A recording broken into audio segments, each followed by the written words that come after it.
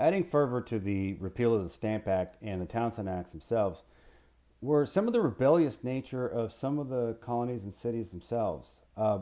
Boston, for example. America gets its independent and rebellious nature largely because of Boston. Massachusetts as a colony itself, but Boston in particular, that's where American independence movement would begin. Okay.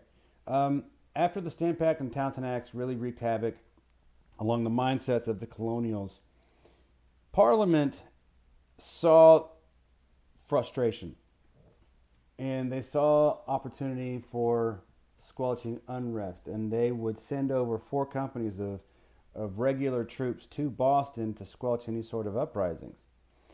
So, as things were kind of calm in the early 1770s in Boston after the Stamp Act and Townshend Act, which were a farce, by the way, but nonetheless they were there,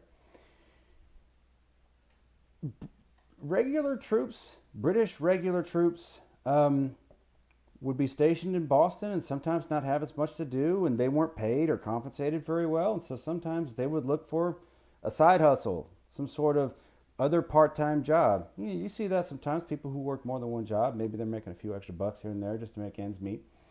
Well, these poorly compensated regular troops will try and find jobs.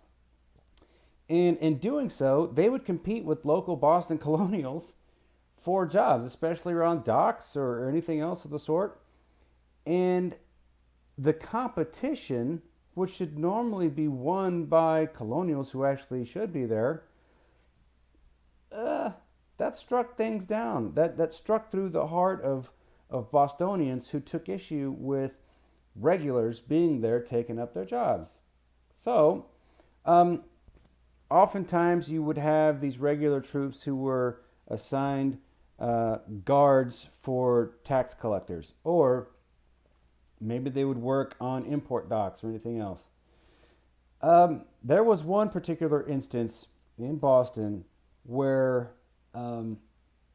regular troops and unruly Bostonians got after it. Outside of a tavern, maybe you're sucking down a few Sam Adams there or anything like that.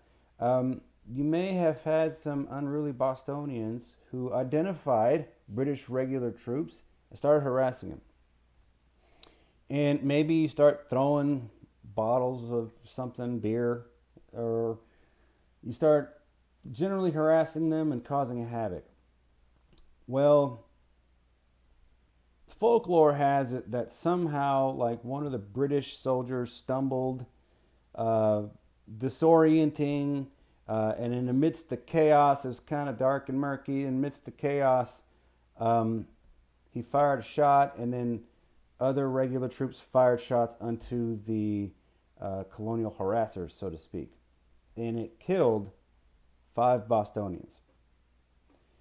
That incident, as accidental may it have been, or perhaps purposeful in some eyes, just kind of depends, was exacerbated. It was allowed to have a little bit of hyperbole. Oh, these regulars murdered and massacred Bostonians. So that incident in Boston became known as the Boston Massacre in 1770. And it just kind of added to the folklore of Boston itself being rebellious in nature. And these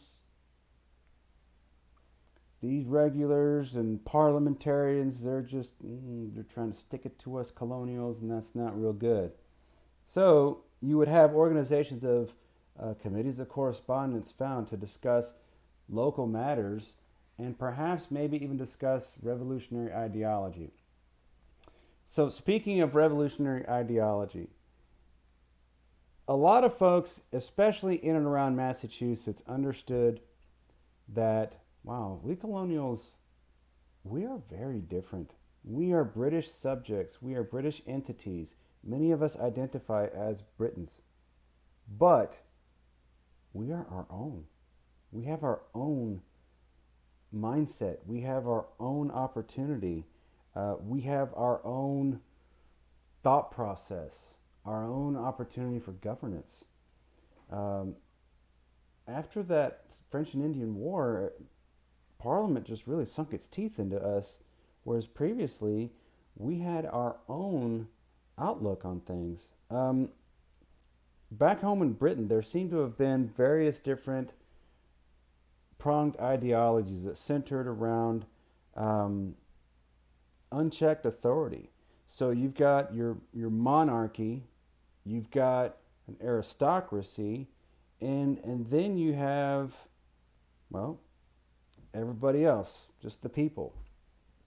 Okay, and you could kind of see that sort of environment kind of form in the colonies themselves. You started to see aristocracies. It got to the point of where the only people who were allowed any sort of representation in local assemblies or colonial assemblies were wealthy landowners, male wealthy landowners.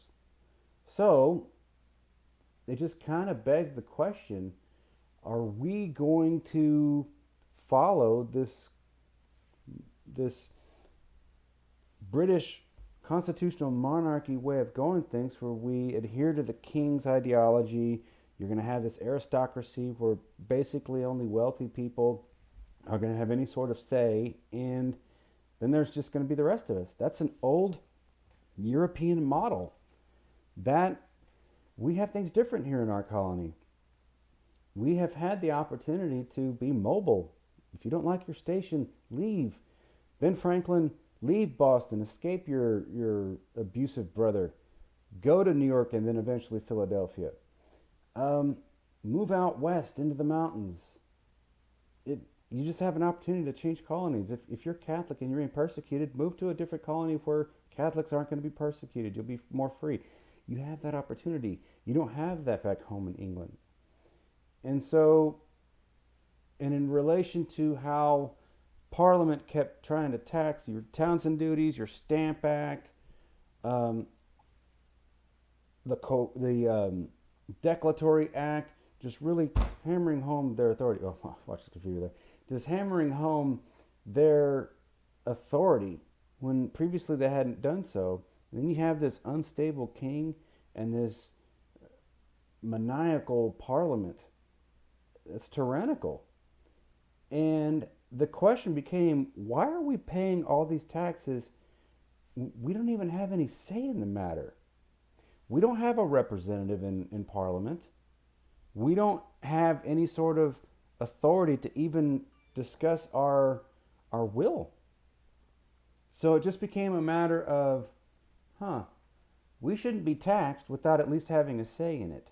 No taxation without representation. The idea was, hey, Parliament, let us have a representative who can at least discuss our interests in the colonies. Okay, we're not talking about a whole body of people, but a person or two maybe. Give us some sort of representation. And the problem is that all throughout Britain's colonies, all throughout the world, none of the colonies had representation in Parliament. It was assumed in London that all people in all British subjected areas and colonies would be represented virtually. There is actual representation to where you have somebody in Parliament discussing matters specifically for your cause, and then virtual. We know better than you. You're good. Remember, provincials and colonials, you exist for the good of home. Okay. That was the idea about representation. So then it became discussed, well, who has a right for governance? Shouldn't we be able to govern ourselves? Do we not have that sort of right? Do we not have a right to say how things should go in our own ways of life? And more of these questions became apparent, especially in cities like Boston, which had a number of taverns. You have a number of different folks where people can, or places where people could congregate and discuss things, and maybe slam back a few and discuss matters about, wow, I really don't like how they're doing this to us. And then, of course, you may have different pamphlets and reading material that has somewhat of a revolutionary ideology in and about from it. By the way, one of which, Thomas Paine was a Briton who spent 2 years in British North America between 1774 and 1776. And he wrote and circulated a publication called Common Sense. And in it, Thomas Paine discusses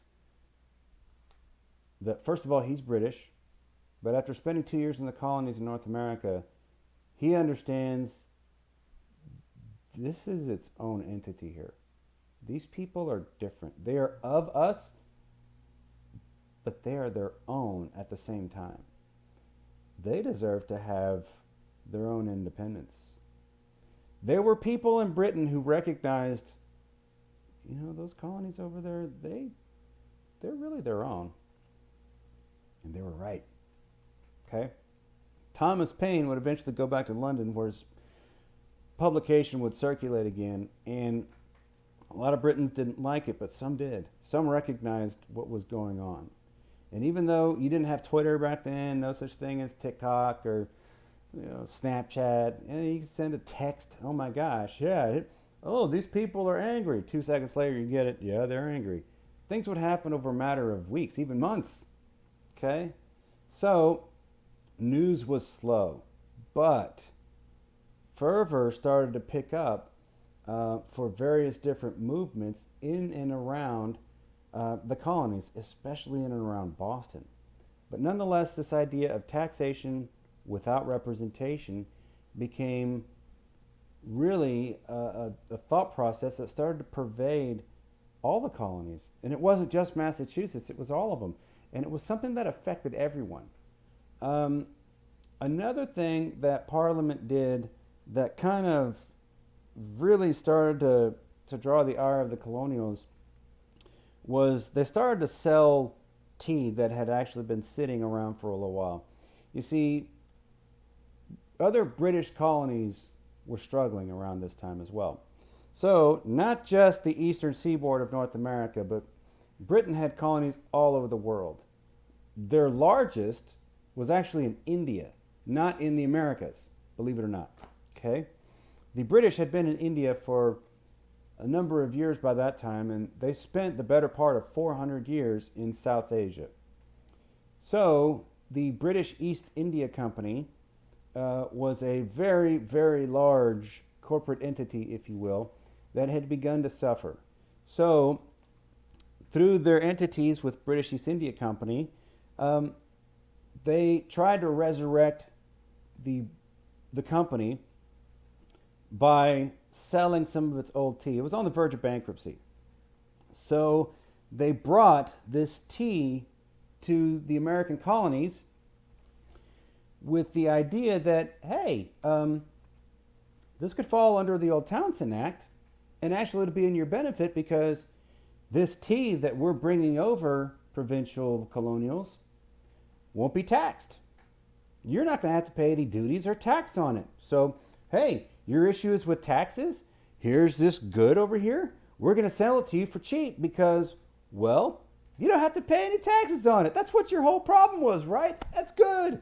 We are, your benevolent masters of Britain.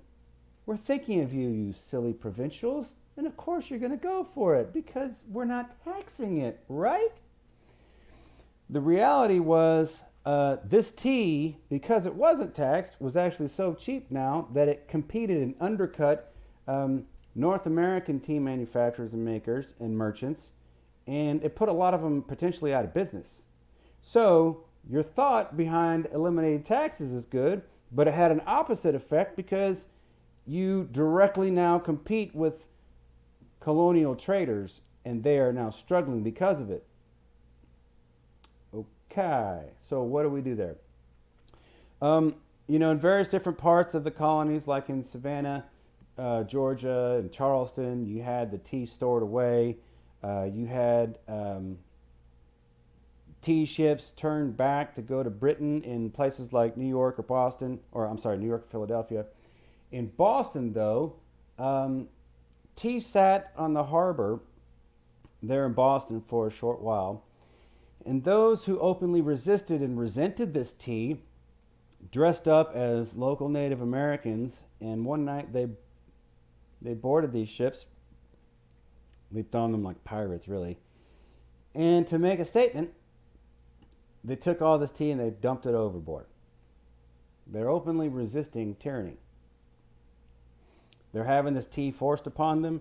It's hurting colonial jobs and merchants. It's undercutting colonial prosperity.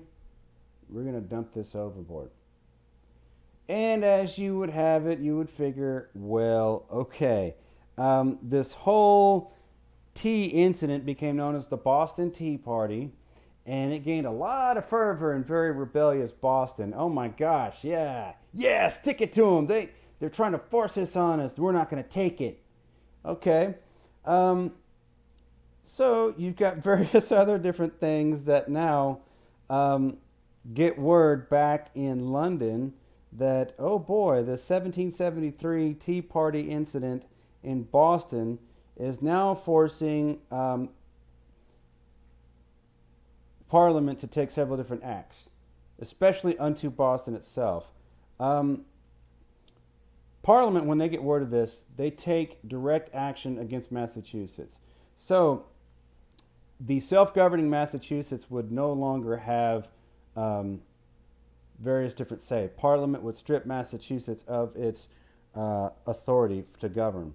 Royal officers in the British regular army would no longer be tried for crimes. So, oh yeah, that Boston Massacre, yeah, those regular troops who fired on the Bostonians, they're not going to be tried. Okay. Also, they would go back in on the idea of quartering troops. Oh, our troops need a place to stay. They're going to stay at your place and you're going to like it. These sorts of colonial acts or actions taken by Parliament were meant to send a message. One, Massachusetts, we see you. We don't like you. We're going to shut you up. Two, we're going to force our hand. We're still at play here. We still have the Declaratory Act. We are not to be questioned. But in reality, your acts are intolerable. Your actions are intolerable. Colonials, you're going to shut this down. Okay? And the coercive acts had the effect of actually increasing sympathy for Massachusetts from other colonies. You wouldn't expect colonials in Georgia or the Carolinas to really care as much about what's going on in Massachusetts. But they saw what was going on. Parliament tried to make an example out of Massachusetts.